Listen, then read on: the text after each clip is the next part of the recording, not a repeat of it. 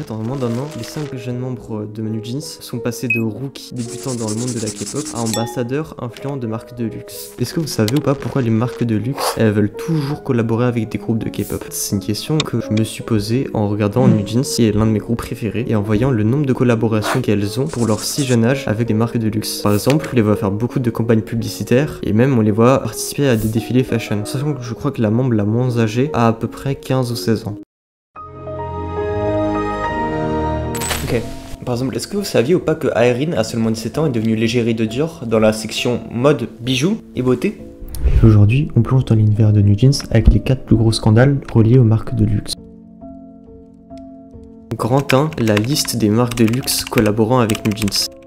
Pour faire le topo, Minji est l'ambassadrice de Chanel, Hein, l'ambassadrice de chez Louis Vuitton, Danielle, l'ambassadrice de chez Burberry, qui, en plus, est en partenariat avec la division beauté d'Yves Saint Laurent. Bref, NewJeans est en collaboration avec des marques de mode et de beauté, et ces collaborations témoignent de leur reconnaissance et de leur influence dans l'industrie de la mode et de leur capacité à représenter ces marques prestigieuses pour leur si jeune âge. Si vous en êtes là dans la vidéo, vous posez sûrement la question pour savoir pourquoi les marques de luxe collaborent-elles avec NewJeans. Et nous allons répondre à cette question en 4 points.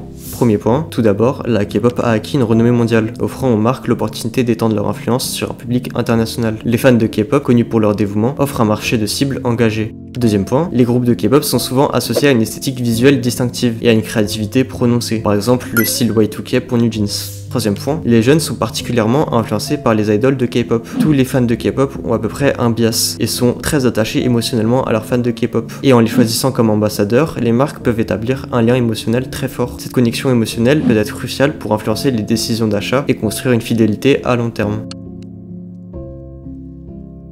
Quatrièmement, les fans de K-pop sont très actifs sur les plateformes en ligne et une collaboration avec des groupes populaires peut générer une exposition considérable sur leur chaîne. Il y a aussi cette fois où les netizens ont été choqués d'un photoshoot de Irene. Ok, donc c'est un photoshoot qui a fait l'unanimité pour les netizens, sauf qu'il y a eu 2-3 personnes qui se sont plaints. Parce que selon eux, même si Irene est donc une idole incroyable, qui est belle et qui sait bien performer, bien danser et tout ça, elle a un talent qui est inéluable.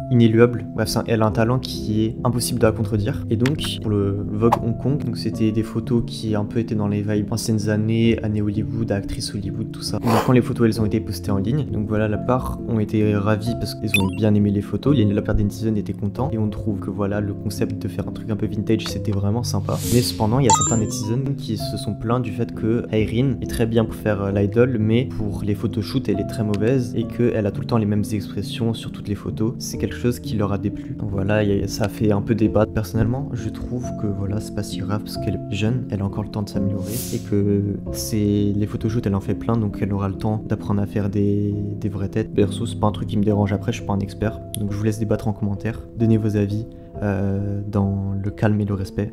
Il y a cette fois aussi où NewJeans a été critiqué par les netizens parce que Irene, des mannequins pour vendre des produits matures. En fait les netizens ils comprennent pas pourquoi adorent voudrait que ses membres modèlent pour une marque aussi chère et haut de gamme que Dior. C'est qu'en fait, les netizens, ils ont un point que je trouve assez intéressant, c'est qu'ils disent que, étant donné que la plupart des fans de NewJeans sont des jeunes, ce qui est indéniable, ça semblerait plus logique pour eux qu'ils posent pour des marques de maquillage qui s'adressent davantage aux adolescents que les jeunes adultes comme Dior.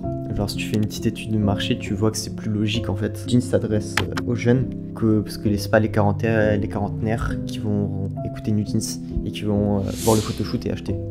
Même si je suis pas d'accord parce qu'en fait c'est des photoshoots et qu'au fond tu t'en fous